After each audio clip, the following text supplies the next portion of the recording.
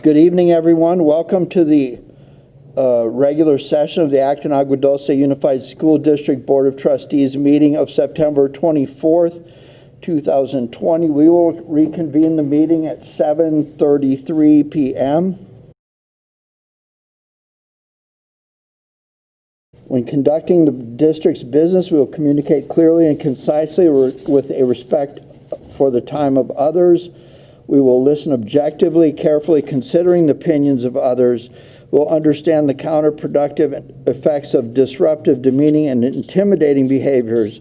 We'll understand and respect district policies and procedures, and we will maintain a respect for the rich history of the district and the efforts of others who have served in my work environment. There's a morning meeting about COVID and what the city is going to do and whatever. And I think anybody that works in government or public sector understands what a listserv is, and that's I ask a question, I find out what other cities are doing, we find out what everyone else is doing, because God forbid we could do anything unique ourselves. So the listservs, when it came to COVID and stuff, there was a lot about how do you sanitize rooms, how do you put arrows on the floor, how do you, which mask do you need to do? How do you negotiate with people? All those kinds of things. We've seen a radical change lately, and the focus has gone completely away from that to how you support small businesses in recovering from COVID and get them back open, because, guys, the bottom line is the economy is crashing.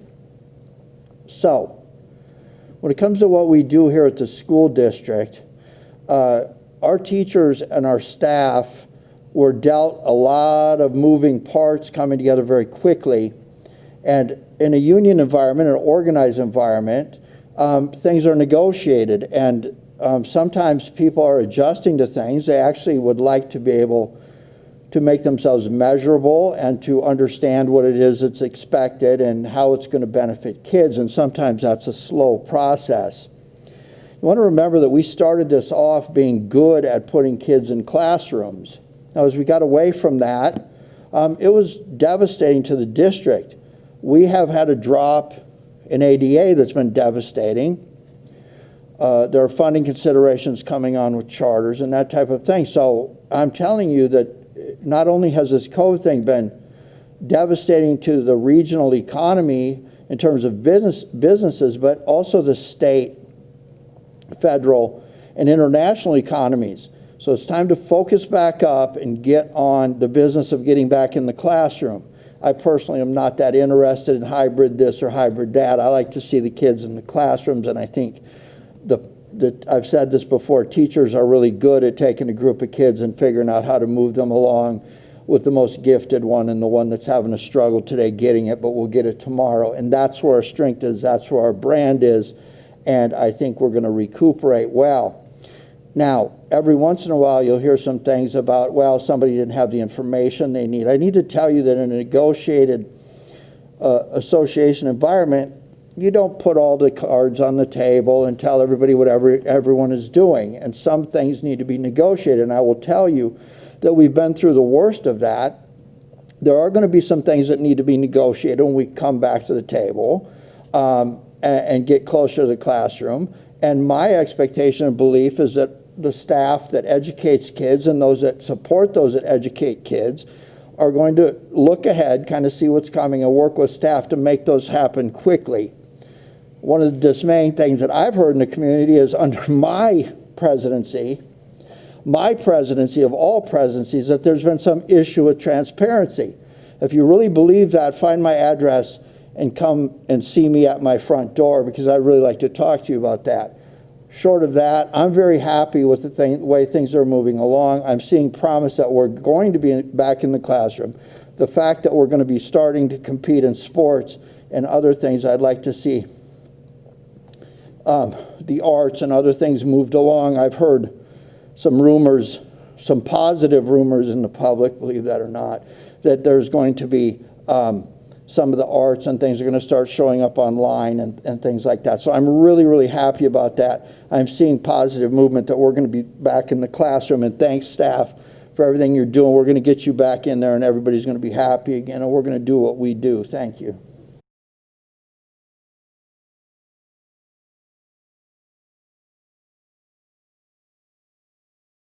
My concern about this is over the next year, I would hope that the board or the staff would look at this and determine if there's an annual update that needs to take place, if it's indeed effective.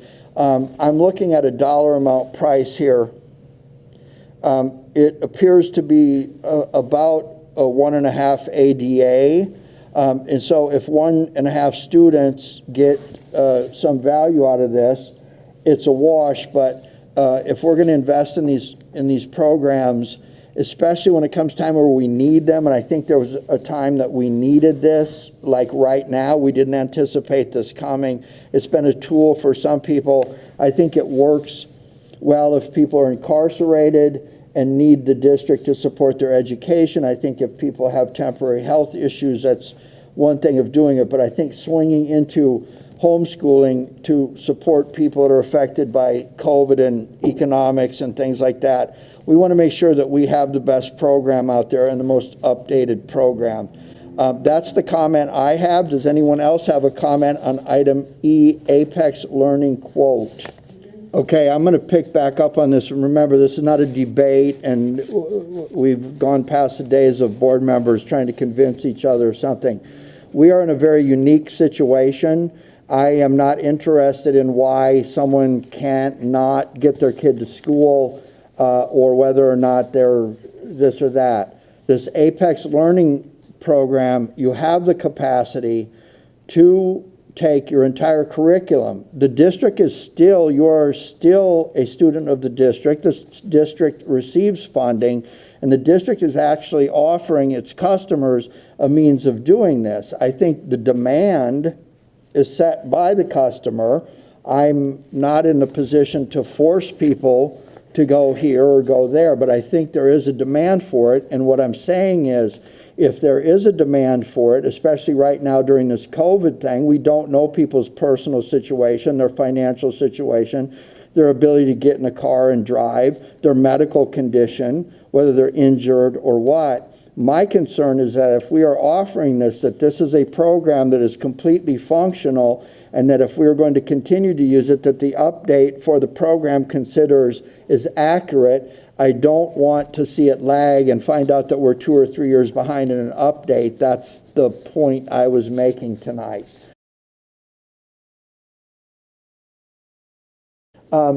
Larry, would it be accurate to say that some of these are used for special education students who are possibly not verbal, lack fine motor skills, and it talks about using these to do assessments, and that they are loss mitigation funds to be used by the end of the year related specifically to COVID. So this is in the face of a national lawsuit filed in both California and New York, claiming that all special education students are not receiving free appropriate public education, and that this district, along with every district in the state of California, has been named in this lawsuit as an indicator that the district is trying to do the best it can to conduct fair assessments, to give special education students and the people performing the assessments the ability, and this is what staff has chosen to pick. That's 100% accurate, yes. Okay. I, looking at this, need to recuse myself from the vote on this. Board?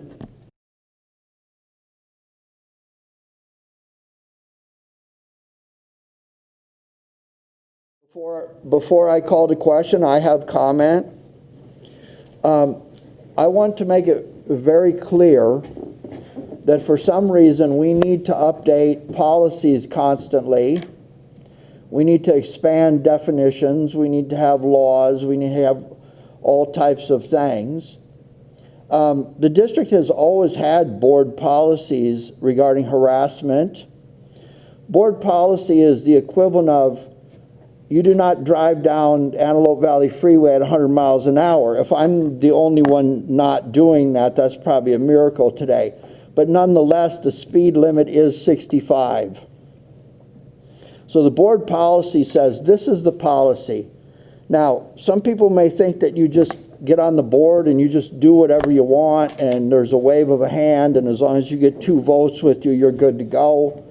if you look at the back of these documents, and they're very thick, at the back of each one you see court cases that precedent is set in state and federal law. You see sometimes county, but more likely state and federal law. And then you see educational policy against state and federal law. You see resources to past President Fox's question about what is this stuff based on. We just don't come up with this. So federal regulations, as you see on the screen right now, say that you do this, adopted on this day. So we spend a lot of time going through stuff like this, but here's my take on things. People fit into two categories around here. People that are educators and those that support the educators, and then there's students. And we are here to teach, and we are here to learn, and we are here to advance our physical interests in sports, our interests in the arts. We are not here to harass and discriminate. And I don't care what form that takes on, how it's described. If you are a harasser, you are a harasser, that's all. The district has zero tolerance for harassment of its employees or its students. Whatever decision you make to come in and harass people, the district has always had zero tolerance, and it will continue to have zero tolerance. And what these basically do is tell you, if you harass, then this is what will happen to you. So you have a board policy. The board, no one on this board, and no one on this board who has ever served on this board has supported harassment of anyone, regardless of the definitions that we're coming up with now. We're here to learn, we're here to teach, and we do a good job at that. So that said, this is the final read of these things before the board adopts them. There are plenty of mandates and law behind them, and this is part of the work we do, and this is where all of our trees go. I've pretty much wore myself out talking about my views on harassment and how many dictionaries we need to define someone who is a harasser. Thank you, district staff, for assuring that there is no discrimination and harassment taking place on our campuses. Thank you very much. I have the following comments.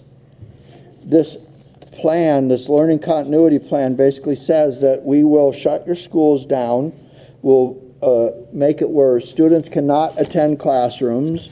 We'll have you do virtual learning and everything else. We'll turn your world upside down, and then about 3 months later, we'll ask you to assure that everyone will continue to learn and will attend school, and we expect you to put that plan in. That's basically what this is. Everybody does it. It's been a rush to understand, number one, whether we were going to be back in school or not, what this looked like. And it involved some level of reach out to the stakeholders in the community, including educators, parents, students, and community members. It's my understanding that the superintendent's office reached out to the site councils. Correct, which is very different than the parent groups, different in function. Correct. And that certainly federal and state mandated groups like ELAC and DLAC were consulted. Yes. And that this plan, until it is adopted, similar to the LCAP or the district budget, using unaudited actuals as an example, that until the LACO approves this, it is a draft regardless of whether it's been approved by the board. Is that correct? That is correct. So in the event that staff were to be reaching out to LACO, which is part of a professional relationship, to consult with them and say, hey, we're thinking about this, is this within boundaries? That type of interaction would take place commonly. Would that be correct? Absolutely, yes. As a professional courtesy, I might call up someone and say, what are you doing? Yes. So the likelihood that this document, as it is adopted by the board as a draft tonight, that it will be the exact same product in the end when it is either approved or rejected by LACO. Until it is approved by LACO, this is a draft. That's correct. And we will expect some changes based on the comments. Yes.